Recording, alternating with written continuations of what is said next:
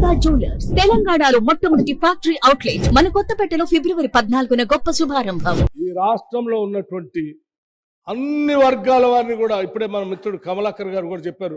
Only బీసీలనే చేస్తారా, అందరినీ చేస్తారా, బీసీలు చేస్తే మాకు నష్టం జరుగుతుంది లేదు. ఓన్లీ బీసీలు కాదు, రాష్ట్రంలో ఉన్నటువంటి అందరినీ సర్వే చేస్తాం, ప్రతి ఇంటి సర్వే చేస్తాం, ఈ రాష్ట్రంలో ఉన్న అన్ని కులాలని సర్వే చేస్తాం, కులాలతో పాటు ఆర్థిక స్థితిగతులన్నీ కూడా దీంట్లో సర్వే చేస్తాం, అన్నిటినీ పొందుపరుస్తాం. మొత్తం యావత్తు ఈ రాష్ట్రంలో ఉన్నటువంటి సంపద అంతా కూడా ఎక్కడెక్కడ కేంద్రీకృతమైంది, ఆ సంపద ఈ రాష్ట్రంలో ఉన్న జనాభా దామాషా ప్రకారం ఏ రకంగా డిస్ట్రిబ్యూట్ చేయడానికి అవకాశాలు ఉన్నాయా లేదా, ఏ రకంగా పోయింది, వాళ్ళు ఏ రకంగా చేయాలి అనే దానికోసం సమగ్రంగా సర్వే చేస్తాం. మీ అందరి ఆలోచనల్ని మొత్తం సంపూర్ణంగా తీసుకొని ఈ సమగ్రమైనటువంటి సర్వే చేసి దాని ద్వారా వచ్చినటువంటి ఆలోచనలన్నింటినీ కూడా పరిగణలో తీసుకొని మీరు చెప్పినటువంటి అంశాలు ఉన్నాయి, మీరు పెడతారా లేదా, బీసీ సప్లాన్ లేకపోతే సంపద పంచుతారా, రిజర్వేషన్ బీసీలు కల్పిస్తారా లేదా, ఇవన్నీ కూడా ఈ సర్వే అంతా అయిపోయిన తర్వాత అన్ని రకాలైనటువంటి ప్రణాళికలు తయారు చేసి బీసీ కులగణన దీంట్లో మొత్తంలో బీసీ కులగణన కూడా దీంట్లో పార్ట్ ఉంది, ఆ సంఖ్య కూడా తేలుతుంది.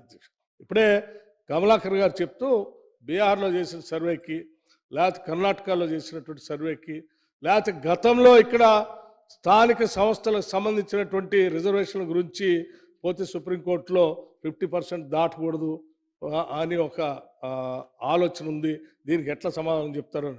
వీటన్నిటికీ సర్వరోగ నివారణగా ఉండే విధంగానే ఈ సర్వే జరగబోతా ఉంది. పూర్తి సర్వరోగ నివారణ సుప్రీంకోర్టు ఏం చెప్పింది, 50% దాటుద్దని చెప్తూనే ఒకవేళ బలహీన వర్గాల సంబంధించినటువంటి వాళ్ళ సంఖ్య 50% దాటో లేకపోతే ఇంకా ఎక్కువ ఉందని అనుకున్నప్పుడు సపోర్టింగ్గా ఉండేటువంటి స్టాటిస్టిక్స్ని మీరు సర్వే చేసి దాన్ని మీరు సమర్పించండి అన్నారు. ఆ సమర్పించడానికి కావాల్సిన సర్వే ఇంతవరకు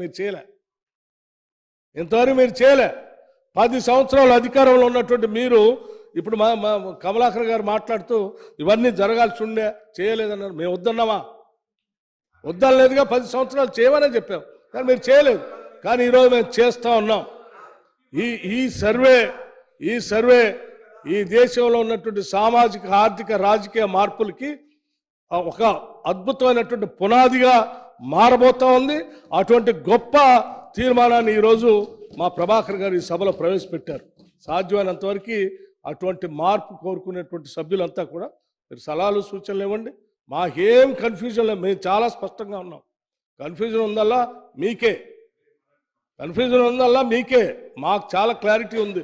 మేమేం చేయాలనుకుంటున్నాం, ఏ రకంగా సామాజికంగా, రాజకీయంగా, ఆర్థికంగా అన్ని వర్గాల ప్రజానీకానికి ఈ రాష్ట్ర సంపదని ఏ రకంగా పంచడం కోసం కావాల్సిన సమాచారం కోసం మేము చేసే కార్యక్రమాలన్నీ చేస్తూ ఉన్నాం.